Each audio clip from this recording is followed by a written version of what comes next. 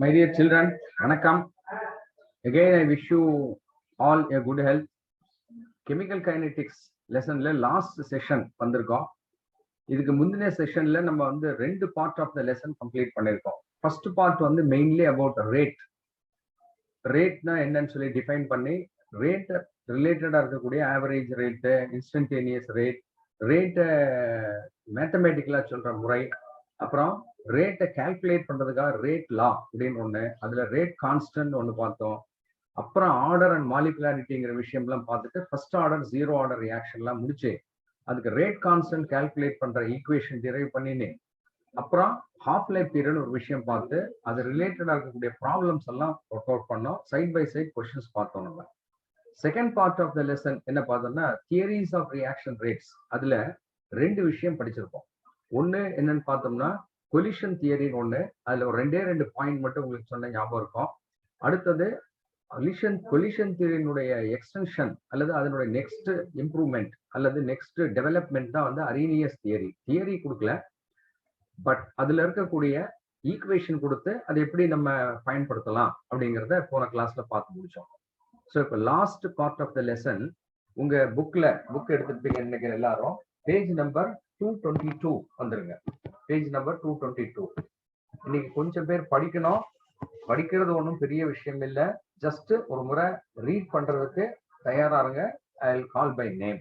Okay, இப்ப நம்ம என்ன எடுக்க போறோம் அப்படின்னு கேட்டோம்னா இதுல லாஸ்ட் பார்ட் என்னன்னு கேட்டோம்னா என்ன ஹெட்டிங் இருக்கு பாருங்க, factors which affect the rate of the reaction அப்படிங்கறதா இப்போ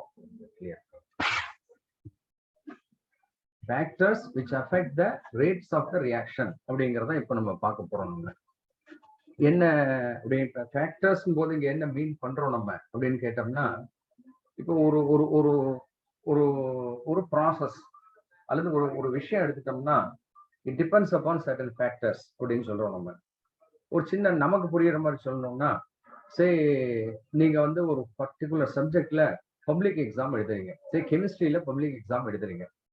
ஸோ அந்த பப்ளிக் எக்ஸாம்ல if you want to get good marks அல்லது நீங்க வாங்குற மார்க் குட் மார்க்ஸ்னே வச்சுக்கோங்களேன்.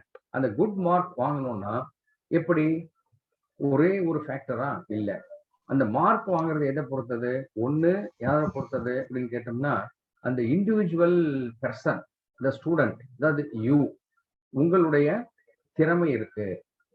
ரெண்டாவது நீங்க மட்டும் நல்லா படிச்சா போதுமா, நான் நல்லா சொல்லி கொடுக்கணும், உங்களுக்கு புரியற மாதிரி சொல்லி கொடுக்கணும். So another factor is teacher. Another factor இந்த எக்ஸாமுக்கு நீங்க போறீங்க, அன்னைக்கு போகும்போது உங்க ஹெல்த் எப்படி இருக்கணும், குட் கண்டிஷன்ல இருந்தா நீங்க படிச்சதெல்லாம் கரெக்டா எழுதுவீங்க. ஸோ ஹெல்த் அடுத்தது ஒரு ஃபேக்டர். இதெல்லாம் இருந்து நம்ம எல்லாம் நல்லா படிச்சுட்டு போயிருக்கோம், சிலதெல்லாம் கொஞ்சம் லைட்டா படிச்சிருக்கோம்.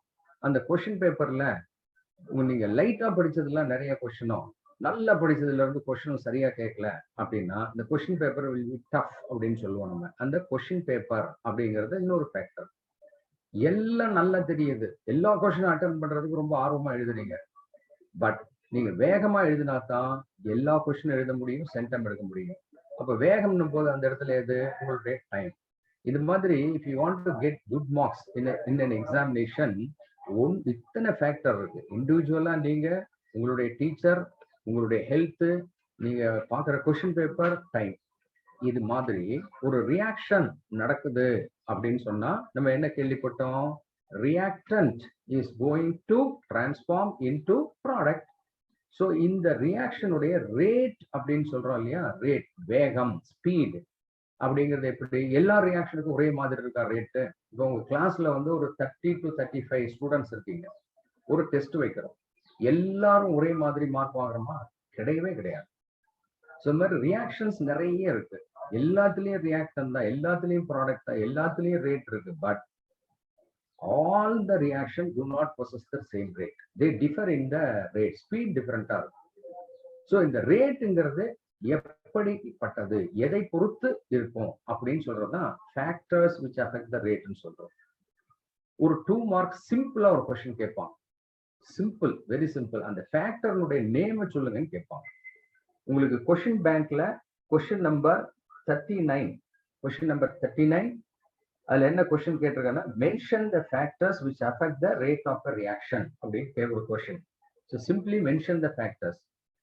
புக்ல பாருங்க, பேஜ் நம்பர் 222ல நான் படிக்க போறதில்ல, 2 மார்க்ஸ்ல இதை கேட்பாங்க. நான் யாராவது ஒருத்தர் படிக்க சொல்ல போறேன். யார் படிக்க சொல்லலாம்? அபிராஜ். ரொம்ப சிம்பிள், 4 வார்த்தைகள் படிக்க போறேன். அபிராஜ் வந்துட்டியா? 222 page number. Yes sir. Very good கண்ணா. அந்த 222ல அந்த ஃபர்ஸ்ட் இது அந்த 5 பாயிண்ட்ஸ் கொடுக்குறாங்க, அதை மட்டும் ஒரு தடவை ரீட் அவுட் பண்ணி பார்க்கலாம். எல்லாருமே பாருங்க, அண்டர்லைன் பண்ணீங்க. 2 mark question. Mention the factors அப்படின்னு சொல்லி கேட்பாங்க. படி Abhiraj. Nature and state of the reactant. நிதானமா படி, நிதானமா படி. ஒன்னு என்ன சொல்றோம், nature and state of the reactant. முக்கியமானது என்னன்னா இதுல இந்த ரியாக்டன்ட் பத்தி தான் மேக்சிமம் பண்ணணும்.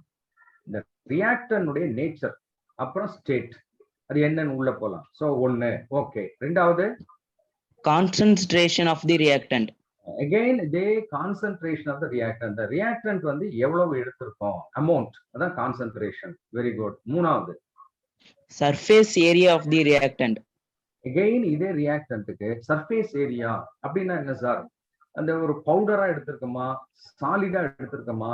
இப்ப இது ஒரு ரியாக்டன்ட் ஆச்சா. இது வந்து ஒரு பல்க் சாலிடா இருக்குது. நான் இதை எடுத்து நல்லா பவுடர் பண்றேன். நான் பவுடர் பண்ணும்போது என்ன ஆகும், இதோ இவ்வளவு தூரம் பரப்பி வைக்க முடியும். குட்டியா இருக்கிறத ஒரு சாக் பீஸ் நினைச்சுக்கோங்களேன். ஒரு சாக் இவ்வளவு பெருசு இருக்கு, இவ்வளவு பெருசு இருக்கு.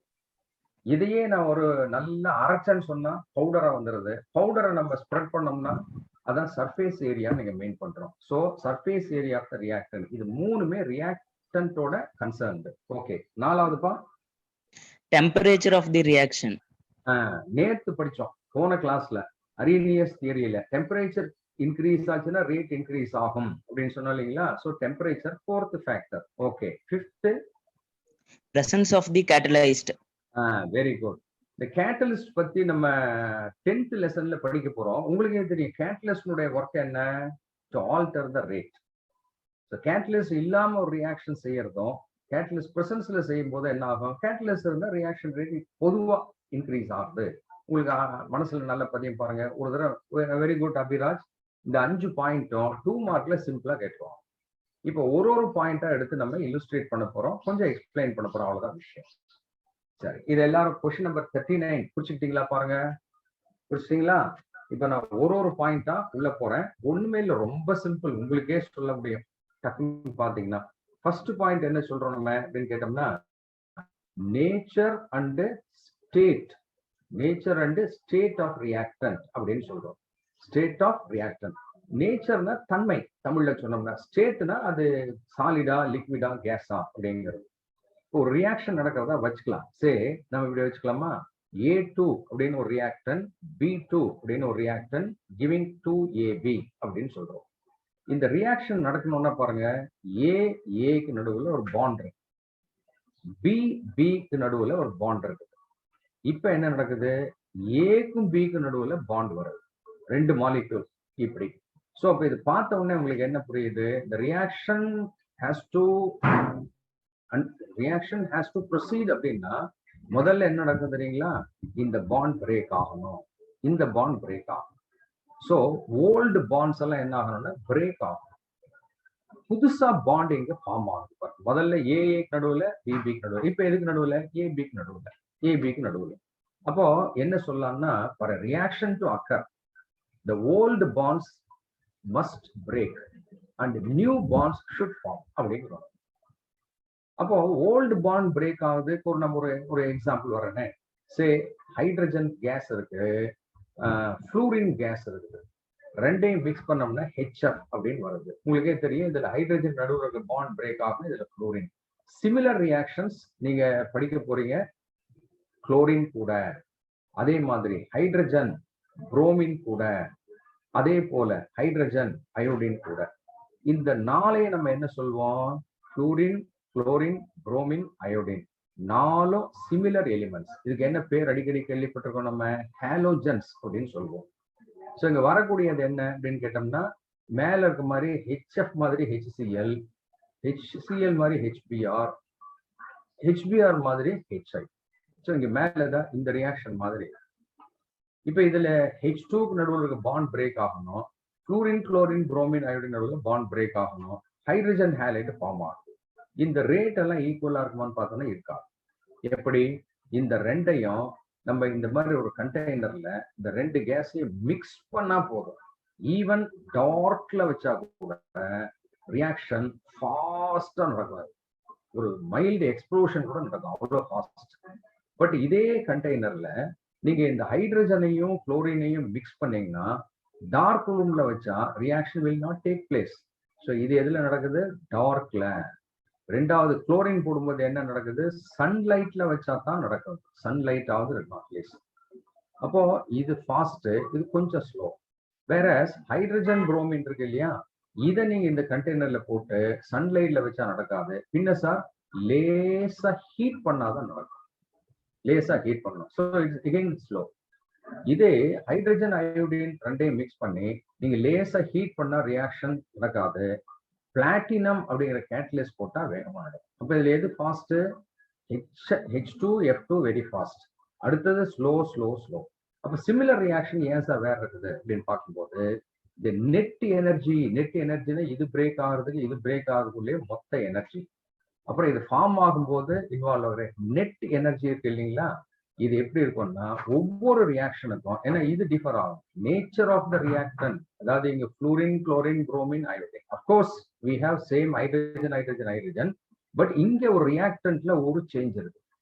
ஸோ அப்போ இந்த நெட் எனர்ஜி இன்வால்வ் இந்த ரியாக்ஷன் எப்படி இருக்கும்னா ஸ்லைட்டா டிஃபர் ஆகும். அதனாலதான் அந்த ரேட் டிஃபர் ஆகுதுன்னு சொல்றோம். அதான் nature of the reactant. Nature of the reactant இங்க என்ன இருக்குது அப்படின்னு கேட்டோம்னா டிஃபர் ஆகுது. So rate differs. அதான் சொன்னேன், கிளாஸ்ல 30 பேர் இருக்கும், 30 பேரும் சேம் மார்க் ஒரு டெஸ்ட்ல எடுக்க முடியுமா? இல்லை. அது ஒவ்வொருத்தருடைய நேச்சரை பொறுத்து. நம்ம புக்ல இதை கொடுக்கல. இது வந்து பிராக்டிகல்ல நீங்க இந்த வருஷம் ஸ்கூல் திறந்து பிராக்டிகல் எக்ஸாம் நிச்சயம் நடக்கும். இதெல்லாம் நீங்க செய்ய போறீங்க.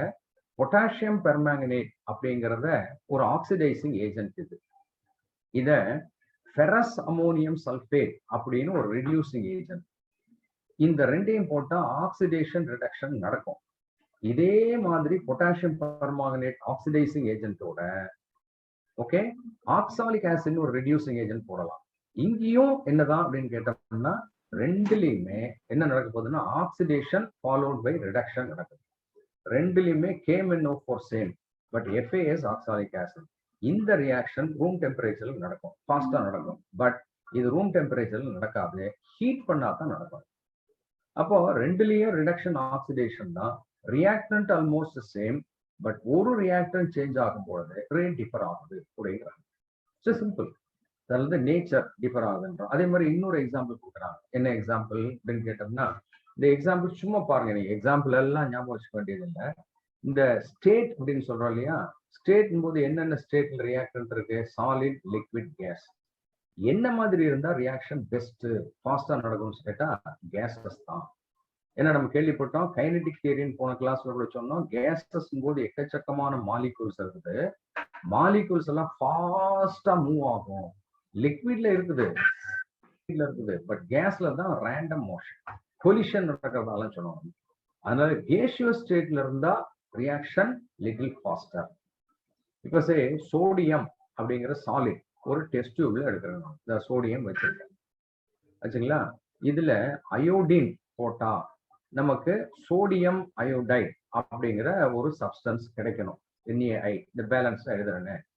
இதுவும் சாலிடு. இந்த அயோடின் இருக்கு இல்லையா, இதுவும் சாலிடா போட்டு இதுல ட்ரீட் பண்ணி பாருங்க.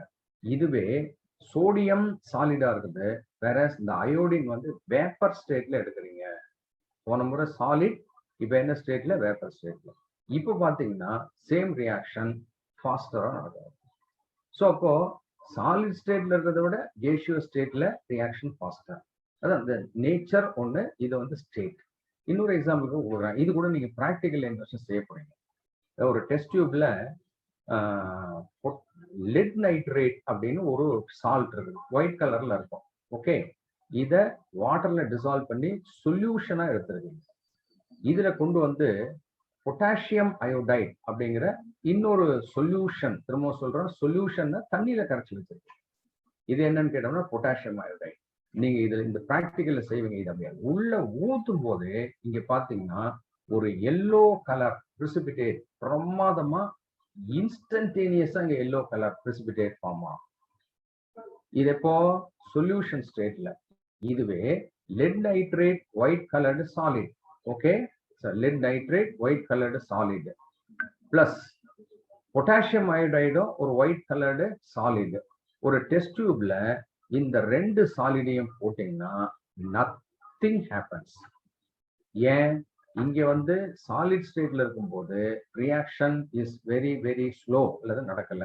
சேம் சப்ஸ்டன்சஸ் என்ன ஸ்டேட்ல இருக்கு, சொல்யூஷன் ஸ்டேட்ல இருக்கும்போது என்ன நடக்குதுன்னா molecules are free, reaction easier, collision easier, reaction நடக்குது. இதுதான் ஸ்டேட்ன்றது. பட் நீங்க இதெல்லாம் படிச்சு பாருங்க. உங்களுக்கு என்ன கொஸ்டின் கேட்பாங்கன்னா, question number 40, how do nature of the reaction influence the rate of the reaction ஒரு கேள்வி கேட்கிறாங்க. Nature of reaction influence the rate of reaction பொழுது நீங்க புக்ல பேஜ் நம்பர் 222ல ஃபர்ஸ்ட் பேராகிராஃப் மட்டும் குறிச்சுங்க போதும். ஃபர்ஸ்ட் பேராகிராஃப் என்ன, we know that அப்படின்னு ஆரம்பிக்கிறோம் இல்லைங்களா, அதுல இருந்து அந்த ஃபர்ஸ்ட் பேராகிராஃப் முடிய இது மட்டும் போதும். இது கேட்கிற சான்சஸ் குறைவு. கேட்டா நீங்க சொல்லலாம் நீங்க. ஓகே, இப்போ இது யாரோ ஒருத்தர் படிக்கலாமா? Question number 40, nature and state of the reactant.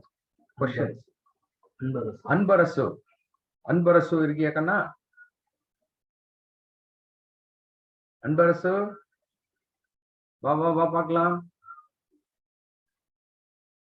வந்தாச்சா அன்பரசு? ஏன்பா தயக்கம்? உன்னை ஒரு 4 லைன் படிக்க சொல்ற, வேற ஒண்ணு செய்ய சொல்ல.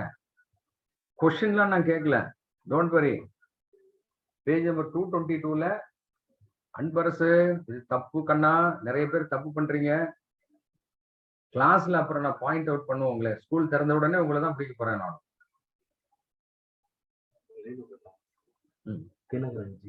தினகரன் இருக்கியா கண்ணே? தினகரன் டைம் ஆகுது, வாங்க பார்க்கலாம்.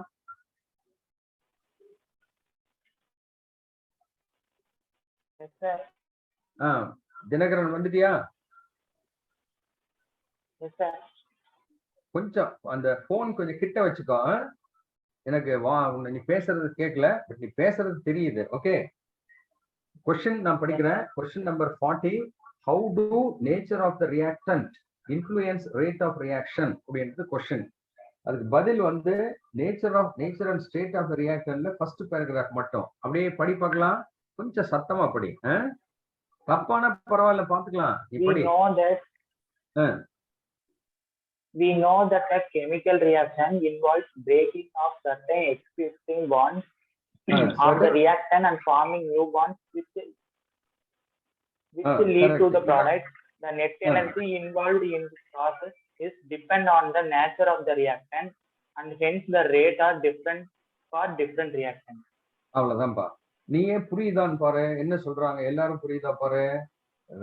பிரேக்கிங் ஆஃப் எக்ஸிஸ்டிங் பாண்ட்னு சொல்லுது, நான் ஓல்டு பாண்ட் சொன்னேன். அந்த ஃபார்மிங் நியூ பாண்ட்ஸ் ஒரு சென்டென்ஸ் முடிஞ்சிச்சா. நெட் எனர்ஜி ரெண்டாவது sentence. Net energy for this process different for different reactance, so rate differs. இப்படி தமிழ்ல மனசுக்குள்ள அர்த்தம் புரிஞ்சுக்கிட்டு இங்கிலீஷ்ல உங்களுக்கு தெரிய இங்கிலீஷ்ல படிக்க போகும். ஸோ அவ்வளவுதான். இந்த எக்ஸாம்பிள்ஸ் எல்லாம் பார்த்துட்டேன். Okay Dinakaran, very good. அடுத்தது செகண்ட் போறோம் நம்ம. கான்சன்ட்ரேஷன் ஆஃப் த ரியாக்டன்ட் அப்படிங்கிறது இது உங்களுக்கே தெரியும். Concentration of the reactant. Again ரியாக்டன்ட்னுடைய இன்னொரு ஃபேக்டர் வரும் நம்ம. Concentration of the reactant. இப்போ ஏ கிவ்ஸ் ப்ராடக்ட் எத்தனை முறை இது எழுதியிருப்பேன். இதுக்கு ரேட் எக்ஸ்பிரஷன் போது என்ன பண்ணலாம், rate equal to rate constant into ஏன்னு எழுதுறோம். இந்த ஈக்குவேஷன்ல பார்த்த உடனே தெரியுது இட் இஸ் அ கான்ஸ்டன்ட். இதை விட்டுருங்க.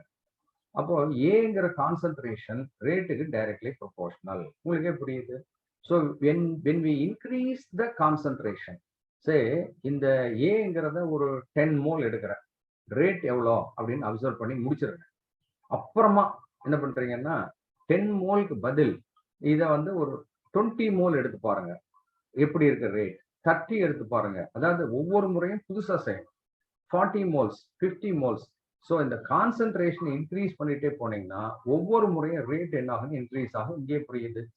எப்படி சார் அது கான்சென்ட்ரேஷன் இன்க்ரீஸ் ஆனா ரேட் இன்க்ரீஸ் ஆகும்? கொலிஷன் தியரின்னு சொல்லி போன கிளாஸ்ல பார்த்தோம். என்ன சொன்னோம்? இப்போ இதுதான் ஒரு ரியாக்டன்ட் கேஸ் இருக்கு, எக்கச்சக்கமான மாலிகூல்ஸ் இருக்கு. Molecules are in random motion. For a reaction to occur, நம்ம என்ன சொன்னோம்? ரியாக்ஷன் டு அக்கர், இந்த மாலிக்யூல்ஸ் என்ன ஆகணும்னா கொலிஷன் நடக்கணும், ஒன்னோட ஒண்ணு இடிக்கணும்னு சொன்னோம். இப்போ இந்த இடத்துல ஒரு பேச்சுக்கு இந்த இடத்துல சும்மா நம்ம இமேஜின் பண்ணிக்கலாம், ஒரு 1000 மாலிகூல்ஸ் இருக்கிறதா வச்சுக்கலாம். அப்படிலாம் இல்ல, ஒரு இமேஜினேஷன். 1000 மாலிகூல்ஸ் இதே கண்டெய்னர்ல, சேம் கண்டெய்னர்ல 10,000 மாலிகூல்ஸ் இருக்கு. 1000 10,000. இப்ப இங்கேயும் மாலிகூல்ஸ் எல்லாம் ஓடிட்டு இருக்குது, இங்கேயும் ஓடிட்டு இருக்கு. இங்க போகும் பொழுது கொலிஷன்ஸ் நடக்கும். 1000 மாலிகூலுக்கு கொலிஷன் எப்படி இருக்கும்? இருக்கு. அதே இடத்துல 10,000 மாலிகூல் ஓடிட்டு இருக்கும்போது என்ன ஆகும்? மீண்டும் மீண்டும் ஃப்ரீக்வெண்டா இந்த கொலிஷன்ஸ் நடக்கும். கொலிஷன் நடந்தா ரியாக்ஷன் நடக்குது, ரியாக்ஷன் நடக்குதுன்னா ரேட் இன்க்ரீஸ் ஆகுது. அவ்வளவுதான் விஷயம். So simple, as the concentration increases, the rate increases because the number of collisions between the molecules increases and hence the rate increases. இவ்வளவுதான் விஷயம். நல்ல கேள்வி இது. 2 மார்க்ல கேட்பாங்க. இம்பார்ட்டன்ட் நோட் பண்ணிக்கோங்க. நம்ம क्वेश्चन பேங்க்ல எத்தனாவது கேட்டிருக்காங்கன்னா question number 41. Question number 41, how do concentration of the reactant influence the rate of reaction? புக்ல கூட இது புக் பேக்ல கேட்டிருக்காங்க. How do concentration of the reactant influence the rate of the reaction? உங்க புக்ல பேஜ் நம்பர் 222ல 7.9.2 ஒரு பேராகிராஃப், அந்த paragraph ஃபுல்லா எழுதணும். 2 மார்க்ல கேட்பாங்க. சோ அது ஒருத்தர் படிக்கலாமா? யார் படிக்க போறீங்க? திவ்யா. எஸ். திவ்யா. எஸ் இருக்கியாமா? Yes sir. படிக்கிறியாமா? Okay question sir. இதுதான். How do concentration of the reactant increase the rate of the reaction அப்படிங்கிறது படிக்கலாமாமா? Yes sir. The rate of a the rate of a reaction increase with the increase in the concentration of the reactant. Right. The effect of concentration is explained on the basics of collision theory of reaction rates. Okay. According to this theory, the rate of a reaction depends upon the number of collisions between the reacting molecules. இத underline பண்ணிக்கங்க. Number of collisions between the reacting molecules. Okay. Higher the concentration, greater is the possibility for collision and hence the rate. அவ்வளவுதான். ரொம்ப simple. English தான் புரிஞ்சுக்கணும் நம்ம. இதுல simple English இதுல புரியறதுக்கு ஒண்ணுமே இல்ல. எல்லாரும் புரிஞ்சுக்கங்க, ரொம்ப முக்கியம். Okay Divya, very good. சரி, அடுத்தது தேர்ட் ஃபேக்டர் வர்றோம். Effect of surface area of the reactant சொல்றோம். சர்ஃபேஸ் ஏரியா இதுல மெயினா நம்ம என்ன சொல்றோம் அப்படின்னு கேட்டோம்னா, இதுவும் சர்ஃபேஸ் ஏரியா ஆஃப் ரியாக்டன்ட் அப்படின்னா ரியாக்டன்ட்டோட ரிலேட் ஆனது தான். இது என்ன அப்படின்னு கேட்டோம்னா, ஒரு பேச்சுக்கு நான் உங்களுக்கு எக்ஸாம்பிள் வரேனே, இது மாதிரி ஒரு ஒரு ஒரு பீக்கர் இருக்கு.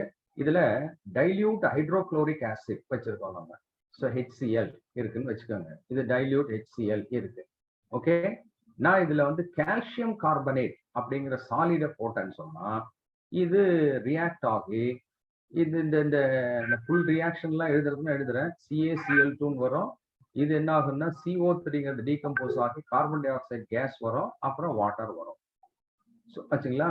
இப்போ இந்த கால்சியம் கார்பனேட் வந்து வேற ஒன்றும் இல்லை, ஒரு சாக் பீஸ் கன்சிடர் பண்ணீங்க. ஒரு சாக் பீஸ் இப்படி இருக்கும் இல்லைங்களா? அந்த சாக் பீஸ் எடுத்து எவ்வளவு பெருசு இருக்கு, இந்த சாக் பீஸை நான் இதுக்குள்ள போடுறேன். இந்த ரியாக்ஷன் நடக்கும். ரியாக்ஷன் நடக்குதுன்றது எப்படி தெரிஞ்சுக்கலாம்னா, carbon dioxide gas evolve ஆகும். இந்த கார்பன் டை ஆக்சைடு கேஸ் பார்த்தோம்னா மேல அப்படியே பபுள்ஸா ஃபார்ம் ஆகும். பபுள்ஸ் மேல வரும். இந்த பபுள்ஸ் வர்றதை பார்க்கலாம், நீங்க கண்ணால பார்க்கலாம். ஆச்சா, இது பார்த்துக்கங்க. இன்னொரு அதே மாதிரி இங்க அதே HCl இந்த ஆசிட் எடுத்துக்கிறேன். கால்சியம் கார்பனேட் சாக் பீஸையே உள்ள போட போறேன். பட் என்ன பண்ணேன்னா, இந்த சாக்கை நல்லா பவுடர் பண்ணிட்டேன். ஒரு பல்கா எடுத்துக்கிறதுக்கு முதல்ல இப்ப நல்லா பவுடர் பண்ணிட்டோம்னா நமக்கு இந்த இவ்வளவு இருக்குது. இந்த பவுடர்டு சாக் இருக்கு இல்லையா, இதை நீங்க உள்ள போட்டீங்கன்னா same reaction, but carbon di oxide நீங்க வரது பார்த்தீங்கன்னா குபுன்னு நிறைய வேகமா வரும். போன முறை வரும், வந்துட்டு இருக்கிறத பார்க்கலாம். இங்க இது ஒரு பிரிஸ்க் எஃபரசன் சொல்லுவோம். அப்படியே பொங்கி வழியிற மாதிரி இருக்கும். ரெண்டுலயுமே ரியாக்ஷன் சேம். ஆனா இதுல கார்பன் டை ஆக்சைடு வருது ஸ்லைட்லி ஸ்லோ. ஆனா இதுல எப்படி இருக்குது? ஃபாஸ்ட். அதனாலதான் அப்படியே பொங்கி வழியுது. கோக் பாட்டில் அப்படி ஷேக் பண்ணீங்கன்னா என்ன ஆகுது? மேல புசு புசு வெளியில வர்றது, அது மாதிரி வராது. ஸோ அதே பல்க் ஆஃப் த சாக் போடும் பொழுது ஸ்லோவா இருக்குது. பவுடரா போடும்போது ஏன் நிறைய இருக்குது அப்படின்னு கேட்டோம்னா, பவுடரா போடும் பொழுது பார்ட்டிகல்ஸ் எல்லாம் தனித்தனியா வந்துருச்சு. பார்ட்டிகல்ஸ் எல்லாம் அப்போ பார்ட்டிகல்ஸ் தனித்தனியா வரும்போது என்ன ஆகுதுன்னா, ரெண்டு ரியாக்டனுடைய collision, number of collisions increase ஆகும். இதுல பாருங்க, அப்படியே பல்கா இருக்கும்போது உள்ள இருக்க மாலிகூல்ஸ் எல்லாம், உள்ள இருக்க பார்ட்டிகல்ஸ் எல்லாம் எப்படி இருக்கும்? கம்முன்னு இருக்கும், பேசாம இருக்கும். பட் இங்க எவ்ரி பார்ட்டிகல் என்ன ஆச்சுன்னா தனித்தனியா வந்துருச்சு. Every particle interact with HCl. So ஃபாஸ்டா ரியாக்ஷன் நடக்குது. இங்க எப்படி அப்படின்னு கேட்டோம்னா, இங்க மேலெல்லாம் ரியாக்ட் ஆகி முடிச்ச பின்னாடி, கரைஞ்ச பின்னாடிதான் உள்ள உள்ள உள்ள உள்ள மெதுவா நடக்கும். இங்க எல்லாமே பவுடர். ஸோ அப்ப என்ன புரிஞ்சது? when we increase the surface area of the reactant, particularly solid, the rate increases. Why? Number of collisions increase. இதுதான் நம்ம சர்ஃபேஸ் ஏரியான்னு சொல்றோம். பர்டிகுலர்லி இது எந்த மாதிரி ரியாக்ஷன்ல இது நம்ம பார்க்கலாம்? ஹெட்ரோஜினஸ் ரியாக்ஷன் அப்படின்னு சொல்லுவோம். அது என்ன சார் ஹெட்ரோஜினஸ் அப்படின்னு சொன்னா? ஹெட்ரோஜினஸ்னா வேற வேற ஃபேஸ். ஸோ இது கால்சியம் கார்பனேட் சாலிட், HCl என்னவா இருக்குது? சொல்யூஷன். ஸோ இந்த மாதிரி ஹெட்ரோஜினஸ் ரியாக்ஷன்ல சாலிட்னுடைய சர்ஃபேஸ் ஏரியா இன்க்ரீஸ் ஆச்சுன்னா, ரேட் இன்க்ரீஸ் ஆகும். ஸோ சாலிட்னுடைய பார்ட்டிகல் சைஸ் குறையுது. தூளா பண்ணிட்டீங்கன்னா particle becomes smaller but area wider, reaction faster because of more collisions. இதை கொஸ்டின் கேட்கலாம், 2 மார்க்ல கேட்கலாம், but not that much important. Question எப்படி இருக்கலாம்? கொஸ்டின் நம்பர் 41 அப்படின்னு வச்சுக்கோங்க. சாரி 43ல கேட்டிருக்கேன். 43 explain the effect of surface area of the reactant on the rate of reaction. Surface area ரேட்டோட என்ன இன்ஃப்ளூயன்ஸ் கேட்கும். இதுக்கு பாருங்க, ஒரு 2, 4, 5 லைன் இருக்கு. அப்படியே படிச்சுக்கலாம் நீங்க. நான் என்ன படிச்சு காண்பிக்கிறேன் பாருங்க. In heterogeneous reactions, the surface area of the solid reactants play an important role in deciding the rate. So heterogeneous reaction la solid உடைய surface area is the factor which affects the rate. For a given mass of a reactant, chalk consider பண்ணிக்கீங்களா? When the particle size decreases, na powder பண்ணிருக்கோம், surface area increases. So powder the surface area increases. Increase in surface area of the reactant leads to more collisions per liter per second. Hence rate increases. அவ்வளவுதான். Example சொன்னது இருக்கு. Okay, இந்த question number 43ல கேட்டிருக்கேன். Last presence of catalyst. இந்த catalyst பத்தி 10th லெசன்ல ஒரு part of த லெசனே இருக்கு. பொதுவா நம்ம என்ன கேள்விப்பட்டிருக்கோம்? ஒரு ரியாக்ஷன், ரியாக்டன்ட் கிவிங் ப்ராடக்ட், இது ஸ்லோவா நடக்குது அப்படின்னா என்ன போறோம்? நம்ம கேட்டலிஸ்ட்னு ஒரு தேர்டு சப்ஸ்டன்ஸ் போறோம். இந்த கேட்டலிஸ்ட் என்ன பண்ணுது? மோஸ்ட்லி இந்த ரியாக்ஷனுடைய ரேட்டை இன்க்ரீஸ் பண்ணுது, சிலதுல ரெடியூஸ் பண்றது கூட இருக்கு. இப்ப நமக்கு வேண்டாம். So generally catalyst increase the rate of reaction. அப்போ கேட்டலிஸ்ட் என்ன டெஃபினேஷன் முன்னாடி வருது? Catalyst is a substance which alters the rate of the reaction without taking part in the reaction. The catalyst அப்படியே பத்திரமா இருக்கும், எந்த சேஞ்ச் இருக்காது. கடைசியில பாத்தீங்கன்னா அப்படியே கிடைக்கும். ஸோ கேட்டலிஸ்ட் ரியாக்ஷனுடைய ரேட்டை சேஞ்ச் பண்ணுவே ஒழிய that will not involve in the reaction. அது கூட இருக்கும், அதை என்கரேஜ் பண்ணும். சில சமயத்துல catalyst May involve in the reaction. Catalyst reactant கூட சேரலாம், ஒரு இன்டர்மீடியட் வரும். ஃபைனலா ப்ராடக்ட் வந்த உடனே கேட்டலிஸ்ட் ரீஜெனரேட் ஆயிடும். ரீஜெனரேட்னா என்ன? பழையபடி திருப்பி வந்துடும். இதெல்லாம் தியரி இருக்கு, பின்னாடி படிக்கும். ஸோ யூஸ்வலா catalyst does not take part in the reaction. Even if it take parts, என்ன ஆகும்னா ஃபைனலா it will be regenerate. So it does not involve in the reaction but altars the rate அப்படின்னு சொல்றீங்க தான் கேட்டலிஸ்ட். ஸோ கேட்டலிஸ்ட் போட்டா எப்படி sir rate increase ஆகுது அப்படின்னு கேட்டோம்னா, நான் போன செஷன்ல உங்களுக்கு எனர்ஜி ஆஃப் ஆக்டிவேஷன் ஒன்று சொன்ன ஞாபகம் இருக்கு இல்லைங்களா? இதோ இந்த ஒரு டயக்ராம் கூட போட்டோம். இது எனர்ஜி அப்படிங்கிறத இதை வச்சுக்கோங்க. இது ரியாக்ஷன் பாத்னா வேற ஒண்ணும் இல்லை. இந்த ரியாக்டன்ட் இருக்குது ஆச்சுங்களா? இதனுடைய எனர்ஜி இதோ இவ்வளவு இருக்குது அப்படின்னு வச்சுக்கோங்க. ப்ராடக்ட் அப்படின்னு இருக்கு இல்லையா, அதனுடைய எனர்ஜி யூஸ்வலா குறைவா இருக்கும். ரியாக்டன்ட் எனர்ஜி விட product energy is less. But reactant never directly transform into the product. Reactant டைரக்டா ப்ராடக்ட் வராது. இந்த எனர்ஜி இருக்கு இல்லைங்களா, இது கிராஜுவலா ரியாக்ஷன் நடக்கும்போது கிராஜுவலா இன்க்ரீசஸ், ரீச்சஸ் எ பீக். அந்த பீக் ஆகிற வரைக்கும் தான் ரியாக்ஷன் ஸ்லோ. அதுக்கப்புறம் கட கட கட கட கடன் ரியாக்ஷன் வந்து ப்ராடக்ட் வந்துடும். இது வந்து எனர்ஜி ஆஃப் த ரியாக்டன்ட், இது எனர்ஜி ஆஃப் த ப்ராடக்ட். இப்படி எதுக்கு சார் இப்படி போகணும், இது போனா தான் ரியாக்ஷன் நடக்குது. ஸோ இந்த டிஃபரன்ஸ் இருக்கு இல்லைங்களா, இந்த டிஃபரன்ஸ் இது ஆரம்பத்துல ரியாக்டன்ட்டுக்கு இருக்க எனர்ஜியும் மேக்சிமம் எவ்வளவு எனர்ஜி ரீச் ஆகணும்ன்ற டிஃபரன்ஸ் இருக்குதே, இந்த டிஃபரன்ஸ் இது வந்து ஒரு 30 வச்சுக்கோங்களேன், இது வந்து ஒரு 90 வச்சுக்கோங்க, இது வந்து ஒரு 10 அப்படின்னு வச்சுக்கோங்க. 30 10 மாறுறது நெவர். 30 என்னவா மாறுது, 90 மாறி அப்புறம் தான் 10 மாறும். இதுதான் ப்ராசஸ். இந்த 30க்கும் 90க்கும் உள்ள டிஃபரன்ஸ் இருக்கு பார்த்தீங்களா, 60. இதுதான் என்ன சொல்றோம்னா எனர்ஜி ஆஃப் ஆக்டிவேஷன்.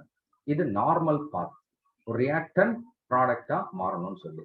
நான் ஒரு கேட்டலிஸ்ட் போடுறேன்னு வச்சுக்கோங்களேன், இந்த ரியாக்ஷன்ல இப்ப என்ன நடக்குது, the reaction follows a different path. அப்படின்னா என்ன, 30ல இருந்து இன்க்ரீஸ் ஆகி ஒரு குறிப்பிட்ட அளவு வந்த உடனே it falls down forming product. That means ஒரு பேஜ்க்கு இங்க வரனே, இது வந்து ஒரு ஒரு 75 அப்படின்னு வச்சுக்கோங்க. போன முறை எனர்ஜி ஆஃப் ஆக்டிவேஷன் எவ்வளவு இருந்தது, 60. இப்போ எனர்ஜி ஆஃப் ஆக்டிவேஷன் எவ்வளவு இருக்கு, 75 மைனஸ் 30 எவ்வளோ, 45. So energy of activation is reduced. இது வந்து அருமையான 1 mark question. In the presence of catalyst, the energy of activation அப்படின்னு கொடுத்து increases, decreases, remains constant. We could not say anything வைப்போம். presence of catalyst இருக்கும்போது பாருங்க, 90 வந்தாதான் ரியாக்ஷன் நடக்குது அப்படின்றது இந்த absence of catalyst. 75 வந்தாவே ரியாக்ஷன் நடக்குது அப்படின்றது presence of catalyst. So in the presence of catalyst, energy of activation என்ன ஆகுது, குறையுது. So இந்த எனர்ஜி 90 ரீச் ஆகிறதோட 75 ரீச் ஆகுது ஈஸி. இது ரீச் ஆன உடனே ப்ராடக்ட் வந்துடுது. ஸோ அப்போ என்ன சொல்லலாம், இந்த presence of catalyst, energy of activation decreases and hence the rate increases. இதுதான் விஷயம். இதுவும் ஒரு அருமையான கொஸ்டின், கேட்கறதுக்கு சான்ஸ் உண்டு. கொஸ்டின் என்ன அப்படின்னு கேட்டோம்னா, question number 42. Explain the effect of catalyst on the reaction rate with an example அப்படின்னு கேட்கலாம். With an example. Page number 220 அந்த கிராஃப் வேண்டாம், மிச்சம் இருக்கிறதெல்லாம் நீங்க படிக்கலாம். அதுல கூட நீங்க அந்த ஃபர்ஸ்ட் செகண்ட் தேர்ட் லைன்ல இருக்கு பாருங்க, கேட்டலிஸ்ட் இஸ் அ சப்ஸ்டன்ஸ், அங்க இருந்து குறிச்சுக்கோங்க போதும், அங்க இருந்து லாஸ்ட் வரைக்கும் நீங்களே படிச்சா புரியும். யாராவது ஒருத்தர் படிக்கலாமா? சௌபர்ணிகா இருக்கியா? சௌபர்ணிகா, சௌபர்ணிகா சார். படிக்கலாமாமா? Yes sir. எங்க effect of catalyst. படி very good. A catalyst is a substance which alters the rate of a reaction without itself undergoing any permanent chemical change. Okay, இது வந்து கேட்டலிஸ்ட்னா என்ன சொல்லிட்டாங்க. அடுத்தது okay, they may participate in the reaction but again regenerated at the end of the reaction. So இதுவரை இருக்கிறது catalyst உள்ள definition. அச்சா, இது நீங்க எழுதலனா கூட பிரச்சனை இல்லை, இதுதான் இப்போ வர்றதா ஆன்சர். படிமா.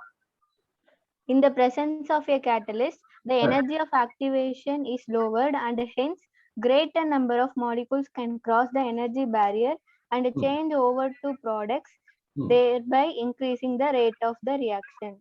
Very good. என்ன புரிஞ்சது? நான் ஒரு தடவை படிக்கணும் பாருங்க. In the presence of a catalyst, energy of activation is lowered. அதுதான் முக்கியமான வார்த்தை, lowered, and hence more number of molecules can cross the energy barrier. னா பாருங்க, இத சொல்றாங்க எனர்ஜி பேரியர்.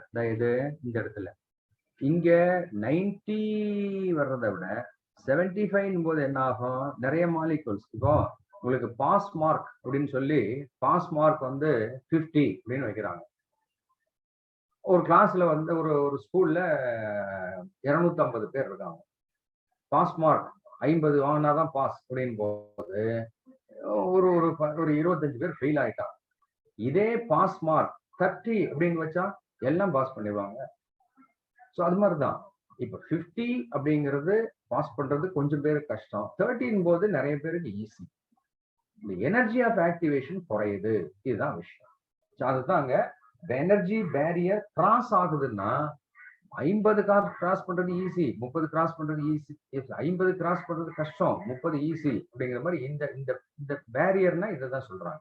90 ரீச் ஆகுறது ஈஸியா, 75 ரீச் ஆகுறது ஈஸியா, 75 ஈஸி. ஸோ நிறைய மாலிகுல் இங்க வரும், ப்ராடக்டா மாறிடும்ன்றாங்க. நீங்க அப்படியே படிக்கலாம், அப்படியே படிச்சுக்கலாம். ஸோ இதுதான், ஸோ thereby rate increases அப்படின்னு சொல்றேன். இதுதான் effect of catalyst. Okay, so இதுதான் last part of the lesson. So இப்போ இதுல 3 பார்ட் கம்ப்ளீட் பண்ணியிருக்கோம். ஒன்று வந்து அப்படியே நீங்க புக்ல அப்படியே டர்ன் பண்ணிட்டே வாங்க பார்க்கலாம். எங்க இருக்கு புக்ல பேஜ் நம்பர் 205 எடுத்தீங்கன்னா அங்க வந்து ரேட் ஆஃப் கெமிக்கல் ரியாக்ஷன் அதை டிஸ்கஸ் பண்ணோம். மேத்தமேட்டிக்கல எப்படி போடுறதுன்னு பார்த்தோம். 206ல யூனிட் ஆஃப் ரேட் 1 மார்க்ல கேட்பாங்க, பார்த்துக்காங்க. அடுத்தது ஸ்டாக்கியோமெட்ரிக்கலா ஒரு ரியாக்ஷனுக்கு ரேட் எப்படி மேத்தமெட்டிக்கலா ரெப்ரசென்ட் பண்றதுன்னு 1 மார்க் 2 மார்க் கேட்கலாம் பார்த்துருக்கோம். Page number 206. Average and instantaneous ரேட்டுக்கு உள்ள டிஃபரன்ஸ் 207, அந்த டிஃபரன்ஸ் மட்டும் படிங்க போதும். அடுத்தது 208ல ரேட் லா, அந்த ஈக்குவேஷன் பார்த்தா தெரியும் பாருங்க. ஒரு ரியாக்ஷன் அதுக்கு ஈக்குவேஷன் கொடுக்குறாங்க, ரேட் லா. அந்த ரேட் லாவில் ரேட் கான்ஸ்டன்ட் டிஃபைன் பண்ணோம், ஆர்டரை டிஃபைன் பண்ணோம். ரேட் ஆஃப் த ரியாக்ஷனுக்கு ரேட் கான்ஸ்டன்ட்டுக்குள்ள டிஃபரன்ஸ் பார்த்தோம் நம்ம பேஜ் நம்பர் 209ல, கொஞ்சம் முக்கியமானது. அடுத்தது மாலிகுலாரிட்டி அப்படிங்கறத எக்ஸ்பிளைன் பண்ணிட்டு அதுல எலிமெண்டரி ரியாக்ஷன் பத்தின்னு சொன்னோம். ரேட் டிட்டர்மினிங் ஸ்டெப்னு ஒரு விஷயம் படிச்சோம். முக்கியமான இடம் இந்த இடம், difference between order and molecularity, page number 210ல இருக்கு. அப்புறம் இது ரிலேட்டடா ப்ராப்ளம்ஸ் எல்லாம் கொஞ்சம் ஒர்க் அவுட் பண்ணிட்டு நம்ம இன்டகிரேட்டட் ரேட் ஈக்குவேஷன் அப்படின்னு சொல்லி ஃபர்ஸ்ட் ஆர்டருக்கும் 0 ஆர்டருக்கும் படித்தோம். அதே மாதிரி சூடோ ஃபர்ஸ்ட் ஆர்டர்னு ஒன்று பார்த்தோம். ஹாஃப் லைஃப் பீரியட் ஒரு விஷயம் எடுத்து டிஃபைன் பண்ணி அது ஃபர்ஸ்ட் ஆர்டருக்கும் 0 ஆர்டருக்கும் பார்த்துட்டு இது ரிலேட்டடா இருக்க ப்ராப்ளம்ஸ் எல்லாம் நிறைய பார்த்து 1 மார்க்லாம் பார்த்தோம். ரெண்டாவது பார்ட் வந்து கொலிஷன் தியரி அப்படிங்கிறது பேஜ் நம்பர் 217. அதுல வந்து எனர்ஜி ஆஃப் ஆக்டிவேஷன் உள்ளது நல்லா படிக்கணும். அப்புறம் அரீனியஸ் ஈக்குவேஷன் சொல்லி பேஜ் நம்பர் 219ல இருக்குது அந்த ஈக்குவேஷன். அப்புறம் அந்த லா K2/K1 ரிலேஷன், இந்த டெம்பரேச்சருக்கும் ரேட் கான்ஸ்டன்ட்டும் எப்படி இன்க்ரீஸ் ஆகும்போது என்ன ஆகுன்றது ஒரு ரிலேஷன் பார்த்தோம். ஒரு 2 ப்ராப்ளம் பார்த்தோம். இன்னைக்கு பார்த்தது லாஸ்டா படிச்ச நேச்சர் இந்த 5 ஃபேக்டர்ஸ். சார் 5 ஃபேக்டர் சொன்னீங்க, என்னென்ன factor? Nature and state, concentration, surface area, அப்புறம் கேட்டலிஸ்ட். டெம்பரேச்சர் சொல்லவே இல்லையா சார் நீங்க நினைக்கலாம். டெம்பரேச்சர் பத்தி நம்ம அரீனியஸ்லயே படிச்சிட்டோம். டெம்பரேச்சர் இன்க்ரீஸ் ஆச்சுன்னா ரேட் இன்க்ரீஸ் ஆகுதுன்னு சொன்னோம், அது தனியா கொடுக்கலாம். ஸோ இதுதான் அந்த லெசனுடைய முக்கியமான பார்ட். இதுல சில ப்ராப்ளம்ஸ் வந்து நம்ம கொஞ்சம் ஒர்க் அவுட் பண்ண வேண்டியிருக்கு. நீங்க பின்னாடி பேஜ் நம்பர் 228 வாங்க பார்க்கலாம். 228ல 230 ஒரு சில ப்ராப்ளம் தான் இதுல கேட்கிற சான்ஸ் உண்டு. கொஸ்டின்ஸ் எல்லாம் நம்மளே டிஸ்கஸ் பண்ணிட்டோம். அதுல பாருங்க எந்த கொஸ்டின் கேட்கலாம்னா கொஸ்டின் நம்பர் 10, அது நீட்ல எல்லாம் கேட்பாங்க. இப்போ நமக்கு இதை விட்டுருங்க. கொஸ்டின் நம்பர் 11 வாங்க, இது 2 மார்க்ல கேட்பாங்க. எக்ஸ்பெக்ட் பண்ணலாம், இதை கம்பல்சரியில வரும். இது ஒருத்தர் படிங்க பார்க்கலாம். யாரோ ஒருத்தர் யார் படிக்க? இலக்கியா படிமா பார்க்கலாம். கொஞ்சம் குயிக்கா படி, டைம் ஆயிடுச்சு. லெசன் இன்னைக்கு முடிச்சிடலாம். Ilakkiya, Yes, sir. Page number 230, question number 11. Yes, sir. The rate of formation of a dimer in a second order reaction is 7.5 into 10⁻³ mole liter in a mole power -1 second power -1 at 0.05 mole liter inverse. Monomer concentration. Calculate the rate constant. சரி, உனக்கே வந்து இப்போ இன்னும் உனக்கு படிக்கும்போது தெரியாது, நான் சொல்லும் போது தெரியுங்களா பாருங்க. ஒரு ரியாக்ஷன் சொல்றாங்க, இதை நீங்க புரிஞ்சுக்காங்க, இது முக்கியமானதை நோட் பண்ணுங்க. Rate of formation of dimer. டைமர்னா 2 ஆட்டம் சேர்ந்த மாலிக்யூல். இப்போ எங்கிட்ட A2 அப்படின்னு போட்டா timer, H2 Cl2 Br2 O2 போடுறோம் இல்லைங்களா, அது மாதிரி. இது ஃபார்மேஷன் போது இது ஃபார்ம் ஆகுது. எப்படி ஃபார்ம் ஆகும்? இது செகண்ட் ஆர்டர்ன்றாங்க. அப்போ 2 ரியாக்டன்ட் இருந்தா செகண்ட் ஆர்டர்னு வச்சுக்கிட்டு இதுதான் reaction. So 2A gives A2. Formation of dimer, இது ரியாக்ஷன். இதுக்கு ரேட் அப்படின்னு எழுதும்போது எப்படி எழுதுவோம் நம்ம? Rate equal to K. Second order போது என்ன சொல்லலாம் நம்ம? A⁻². இதுதான் ரேட் எக்ஸ்பிரஷன். இதுல நமக்கு ப்ராப்ளம்ல ரேட் வேல்யூ கொடுத்துட்டாங்க. எவ்வளவு கொடுத்துட்டாங்க ரேட் வேல்யூ அப்படின்னு கேட்டோம்னா 7.5 into 10 power minus 3 mole litre inverse. Unit பார்த்துக்கணும் செகண்ட் இன்வர்ஸ். அப்புறம் இந்த ஏனுடைய கான்சென்ட்ரேஷன் கொடுத்துருக்காங்க. எவ்வளவுன்னா 0.05. கான்சென்ட்ரேஷனுக்கு யூனிட் மறக்கக்கூடாது, மோல் லிட்டர் இன்வர்ஸ். அவ்வளவுதான். உங்களை என்ன கேட்கிறாங்கன்னா ரேட் கான்ஸ்டன்ட் என்ன கேட்கிறாங்க. ஸோ இந்த ஈக்குவேஷன்ல ரேட் கான்ஸ்டன்ட்டுக்கு தகுந்த மாதிரி ஈக்குவேஷன் சேஞ்ச் பண்ணீங்கன்னா rate constant equal to rate by A தான். பார்க்கறதுக்கு என்னமோன்னு தெரியும், உள்ள படிச்சு பார்த்தீங்கன்னா ஒண்ணுமே இல்லை. ஸோ ரேட் வேல்யூ எவ்வளோ இருக்குது 7.5 into 10 power minus 3. யூனிட்டையும் சைட் பை சைட் பார்த்தீங்கன்னா mole litre inverse second inverse.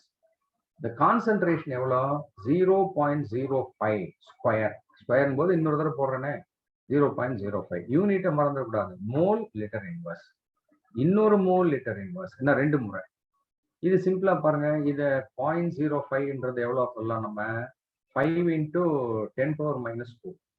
Square பண்ணீங்கன்னா என்ன வருது 25 into 10 power minus 2. இல்ல இத 2.5 into 10 power minus 1 வச்சுக்கலாம். இப்போ 7.5க்கு கீழே 7.5 into 10 power minus 3 divided by 2.5 into 10 power minus 1. எத்தனை முறை இருக்கு பாருங்க 3 முறை. இது அடிச்சீங்கன்னா 10 power minus 2. அப்ப ஆன்சர் எவ்வளோ 3 into 10 power minus 2. 2 முறையில் கேட்பாங்க. யூனிட் பார்க்கணும் பாருங்க. மோல் லிட்டர் இன்வர்ஸ் ஒரு முறை அடிச்சிட்டோம். அப்ப இது மேல போச்சுன்னா mole inverse litre second inverse. Unit போடலன்னா அரை மார்க் கட்டுவோம். இது கேட்கலாம். நீங்க சிம்பிளி எப்படி போகணும்னா இந்த மாதிரி போடுங்க. முதல்ல இந்த ஈக்குவேஷனை எழுதணும். இந்த ஈக்குவேஷன் எழுதணும். இந்த ஈக்குவேஷன் ரெண்டாவது இந்த வேல்யூஸை தான் இந்த கே வேணும் அப்படின் போது கே கூறிய ஈக்குவேஷன் எழுதுவீங்க. இதை போட்டு இந்த சப்ஸ்டியூஷன் பண்ணி இந்த யூனிட் அடிச்சது பூச்சதெல்லாம் காட்ட வேண்டாம். டைரக்டா ஆன்சர் வந்தீங்கன்னா போதும். அவ்வளவுதான். பாருங்க என்ன எழுதுனா போதும். இந்த ஃபார்முலா கூட செகண்டரி. இந்த ஃபார்முலா இருந்தாலும் இல்லைனாலும் இது இந்த ரெண்டும் ஒண்ணுதான். இது இருந்தா கூட போதும். 1 2 3 யூனிட் இது கேட்பாங்க. நல்லா பார்த்துக்கோங்க. அடுத்த ப்ராப்ளம் போலாமா? நெக்ஸ்ட் ப்ராப்ளம் இது கேட்கிற சான்ஸ் இல்ல, பட் நம்ம சொல்லலாம் பாருங்க. 15th problem page number 230. 230 யார் படிக்க சொல்லலாம்? திவ்யதர்ஷினிவே அடிக்கடி படிக்க சொல்றமே. சரி படி பார்க்கலாம். திவ்யதர்ஷினி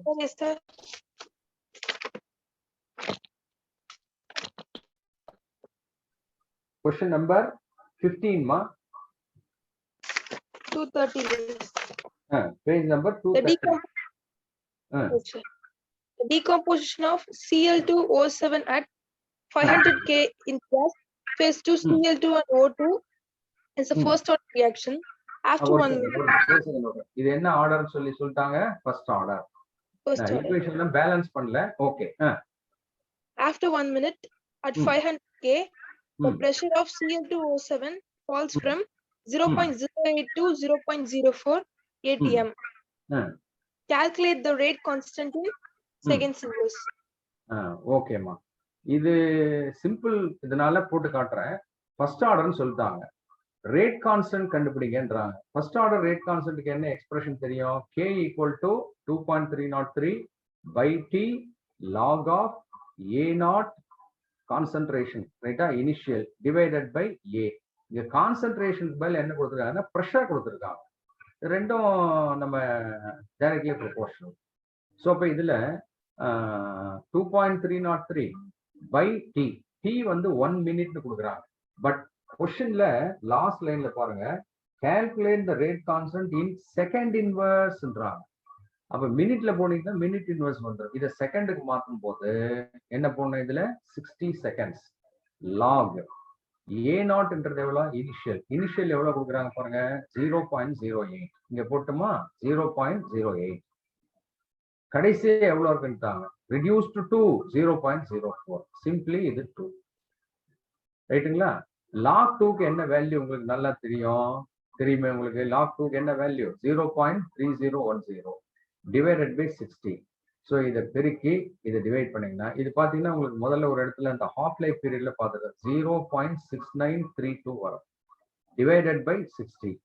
இதை நீங்க போட்டீங்கன்னா ஆன்சர் கிடைக்கும். பட் போடும்போது யூனிட் எதுல போடணும் டவுட்டே இல்லாம செகண்ட் இன்வர்ஸ் பார்த்துக்கோங்க.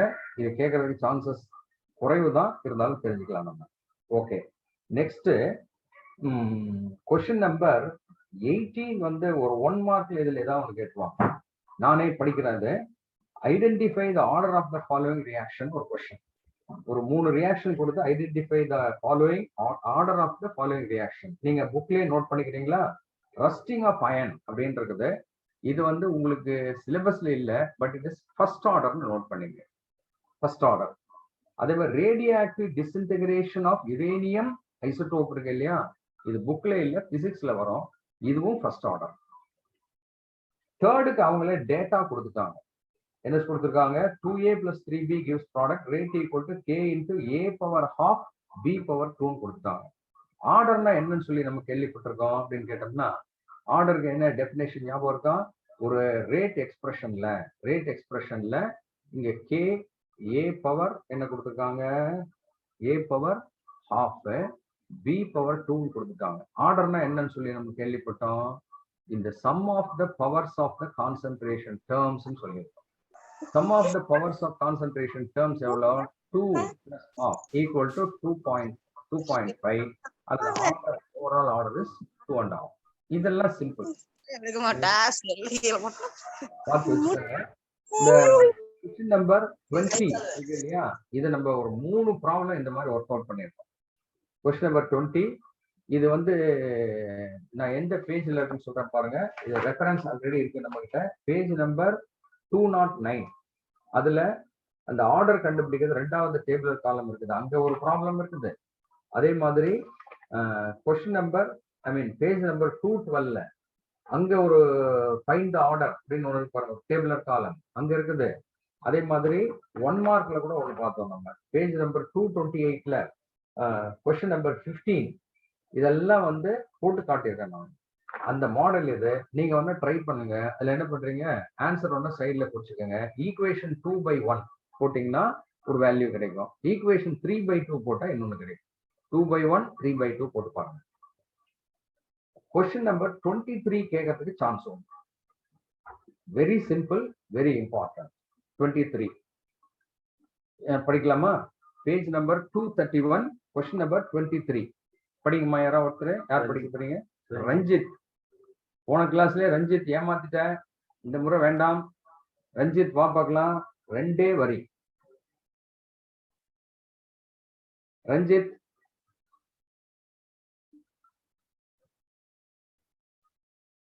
என்ன பண்றா? ரஞ்சித் இப்படிதான்ப்பா டைம் வேஸ்டா போகுது. யாழினி ரவி. யாழினி இருக்கியாமா? யாழினி ரவி. Very good. ரஞ்சித் உன்னை என்ன பண்றது? நீ ரொம்ப பயந்தாங்குழியா இருக்கிய. படிமா Yazhini Ravi. Very good. 231 question number 23. The rate of constant for the first order reaction is 1.54 into 10 to the power of -3 second power -1. Calculate the half life time. இந்த ப்ராப்ளம் வந்து 2 மார்க்ல கேட்கறதுக்கு நிறைய சான்ஸ் இருக்கு. நான் எழுதியிருக்கேன் பாருங்க. ரேட் கான்ஸ்டன்ட் எவ்வளவு கொடுத்துருக்காங்க? 1.54 into 10 power -3. Half life period என்னங்கிறாங்க. நமக்கு தான் இந்த ஈக்குவேஷன் ஞாபகம் இருக்குமே. T half equal to 0.6932 derive பண்ணி காமிச்சிருக்கோம், டிவைடட் பை K. இந்த ஃபார்முலா எழுதுனா 1 மார்க். சப்ஸ்டிடியூட் பண்ணீங்கன்னா 0.6932 divided by 1.54 into 10 power -4 substitute பண்ணீங்கன்னா 1 மார்க். இது நீங்க யூனிட் என்ன வரும்? செகண்ட் இன்வர்ஸ்ன்றது மேல போச்சுன்னா செகண்ட் போட்டீங்கன்னா 1/2 மார்க், 2.5 மார்க் வந்துச்சு. ஆன்சர் என்ன? ஈஸியா கேன்சல் பண்ற மாதிரி இருக்கும் பாருங்க. மேல 6 இருக்குது, 6ன்னு வச்சுக்கோங்க ஒரு பேஜுக்கு. 0.6 6ன்னு வச்சுக்கோங்க. கீழே 1.5. ஸோ 6ல 1.5 எத்தனை மடங்கு இருக்கும்? 4. அப்போ ஆரம்பிக்கும் போது 0.4 அப்புறம் அடுத்து போட்டீங்கன்னா 4 5 வரும் உங்களுக்கு. இந்த 10 power minus 4 அப்படியே மேல கொண்டு போனீங்கன்னா into 10 power 4 seconds. So approximate 0.45 into 10 power minus 4 second. ஈஸியானது மனப்பாடமே ஆயிடும். 2 தடவை போட்டு பாத்துங்க. இது கேட்கறதுக்கு சான்சஸ் உண்டு. நல்லா பாத்துக்கோங்க. ஆச்சுங்களா? கொஸ்டின் நம்பர் 24 கேட்கிற சான்சஸ் குறைவு, ஆனா கொஞ்சம் ஈஸி. கொஸ்டின் நம்பர் 24 படிக்கலாமா? வாய்ஸ் கொஸ்டின் நம்பர் 24 தேவபிரசாந்த் இருக்கியா? தேவபிரசாந்த் தேவன் நாராயணன் இருக்கியா? தேவபிரசாந்த் தேவன் நாராயணன் 2 பேருமே காணாம போயிட்டீங்களா? விஷால் இருக்கியா?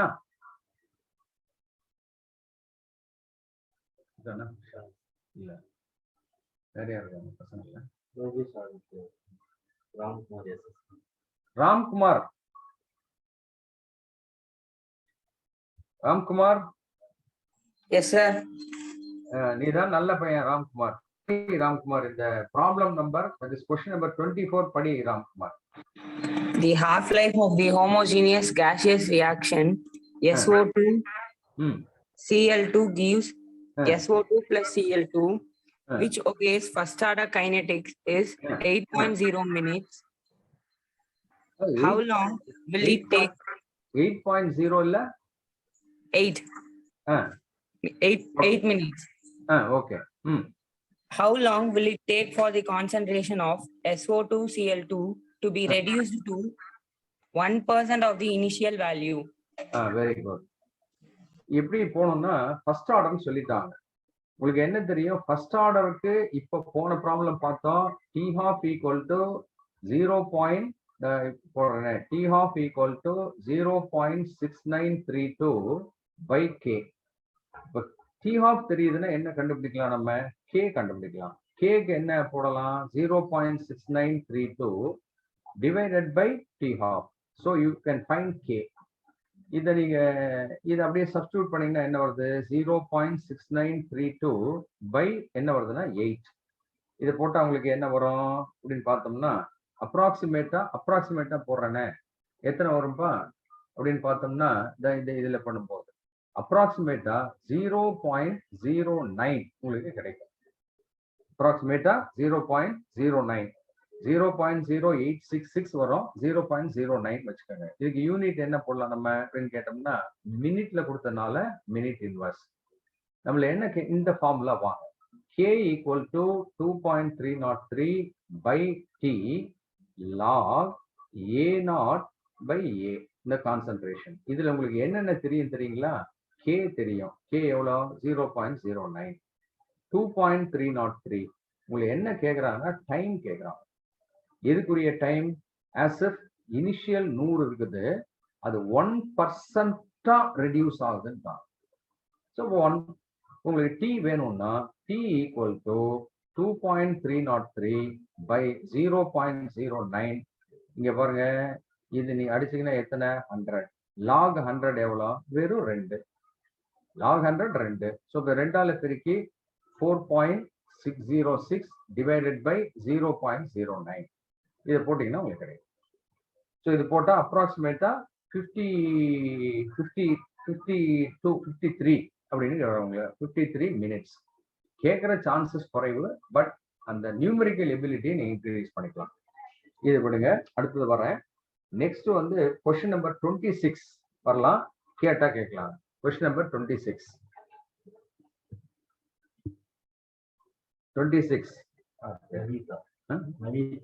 நவிதா 26 படிமா பார்க்கலாம். சிம்பிள், கேட்கலாம். இது 26 டைம் ஆச்சு. வாங்க Navitha படிக்கிறியாமா? 26. Okay, sir. A zero order reaction is 20% complete in 20 minutes. Calculate the value of the rate constant. In what time will the reaction be 80% complete? 2 விஷயம் கேட்டிருக்காங்க. ஒன்னு என்ன சொல்லியிருக்காங்கன்னா, ஜீரோ ஆர்டர் ரியாக்ஷன்ஸ் 20% கம்ப்ளீட் போது நம்ம என்ன எடுத்துக்கணும், முதல்ல இனிஷியல் எவ்வளவு எடுத்துக்கணும்னா பர்சன்டேஜ்னா 100. 20% கம்ப்ளீட் ஆகிருக்குது அப்படின்னா ஏ கிவ்ஸ் ப்ராடக்ட்ல 100 இருந்தது 20 வந்திருக்குது அப்படின்றது எடுக்கக்கூடாது. ஏன்னா என்ன சொல்லியிருக்கோம், இங்க எவ்வளவு ரிமைனிங் இருக்குதுன்றதுதான். ஸோ 20 வந்துருக்குன்னா ரிமைனிங் எவ்வளவு இருக்குது 80. இதுக்குரிய டைம் என்ன சொல்றாங்க அவங்க அப்படின்னு கேட்டோம்னா, டைம் வந்து 20 மினிட்ஸ் சொல்லிட்டாங்க. இப்ப இதுல கே கண்டுபிடிங்க. ஒரு விஷயம், ஜீரோ ஆர்டருக்கு இந்த டெரிவேஷன் போட்டோம். ஜீரோ ஆர்டர் ரியாக்ஷனுக்கு K equal to concentration of A minus concentration of the initial concentration minus concentration after time T. இந்த மூணுமே இங்க இருக்கு பாருங்க. ஏ எவ்வளோ 100, ஏ நாட் எவ்வளோ 100, ஏ எவ்வளோ 80 டிவைடட் பை டைம் எவ்வளோ 20. ஸோ 20/20 1 யூனிட் என்ன மறந்துருக்க மாட்டீங்க. மேல கான்சன்ட்ரேஷன் மோல் லிட்டர் இன்வர்ஸ், கீழே டைம் மினிட்ஸ் இருக்கனால மினிட் இன்வர்ஸ். இது ரேட் கான்ஸ்டன்ட். ரெண்டாவது என்ன கேட்குறாங்க அப்படின்னு கேட்டோம்னா, இதே ரியாக்ஷன் வந்து 80% கம்ப்ளீட் ஆகிறதுக்குரிய டைம். அப்போ ஏ பழையபடி 100, ஐ மீன் ஏ நாட் 80% கம்ப்ளீட் ஆகுது அப்படின்னா மிச்சம் எவ்வளவு இருக்கும் 20. என்ன 100ல 80 போக 20. இதுக்குரிய டைம் என்ன அப்படின்றாங்க. இந்த ஃபார்முலால நம்ம டைம் மேல கேவை கீழே கொண்டு வந்துடுறோம். therefore t equal to A naught minus A divided by என்ன போட்டுக்கலாம் கே. இதுல சப்ஸ்டியூட் பண்ணும்போது 100 மைனஸ் 20 பை கே எவ்வளோ 1. 100 மைனஸ் 20 எவ்வளோ 80. அப்ப இதுக்கு என்ன யூனிட் மினிட்ஸ். ஸோ இது கேட்டா கேட்கலாம், பார்த்து வச்சுக்கோங்க. இதுல மெயினா இவ்வளவுதான் ப்ராப்ளம். மற்றதெல்லாம் இருக்கு, அவ்வளோ அது 5 மார்க்ஸ்ல கேட்கறது வேண்டாம் விடுங்க. ஸோ இதோட இந்த லெசன் கம்ப்ளீட் பண்ணிட்டோம். கெமிக்கல் கைனெட்டிக்ஸ்ங்கிறத நியர்லி ஒரு 11 செஷன்ஸ் எடுத்திருக்கேன் நான்.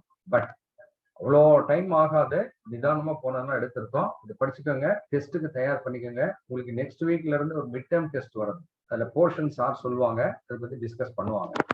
நம்ம நெக்ஸ்ட் கிளாஸ் இருக்கு இல்லையா, அதுல வந்து அடுத்த லெசன், அதாவது வால்யூம் 2ல வந்துட போறோம். இப்ப படிச்சது வந்து 7th லெசன், 8th லெசனுக்கு நம்ம வரப்போறோம். அதாவது அது என்னன்னு கேட்டோம்னா அயனிக் ஈக்லிபிரியம், ரொம்ப சிம்பிள் லெசன். ஸோ நெக்ஸ்ட் கிளாஸ்ல அதை எடுத்துக்கிறோம். So you be ready with second volume book. இப்போ ஃபர்ஸ்ட் வால்யூம்ல பிசிக்கல் கெமிஸ்ட்ரியில படிச்சுட்டு இருக்கோம். அது கொஞ்சம் ஈஸியா இருக்கும், சொல்லிக் கொடுக்கறதுக்கு ஈஸி, நீங்களும் படிக்கிறது ஈஸியா இருக்கணும். அதை எடுத்திருக்கேன். Second volume, get ready with second volume in the next class. Thank you.